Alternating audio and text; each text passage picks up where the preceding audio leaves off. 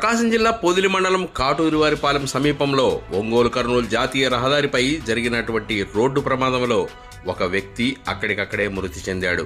వివరాల్లోకి వెళ్తే గుంటూరు జిల్లా పొన్నూరుకు చెందిన కాట్రగడ్డ కిషోర్ కుమార్ అనేటువంటి వ్యక్తి పొదిలిలో నివాసం ఉంటూ రియల్ ఎస్టేట్ వ్యాపారం చేస్తూ ఉంటాడు.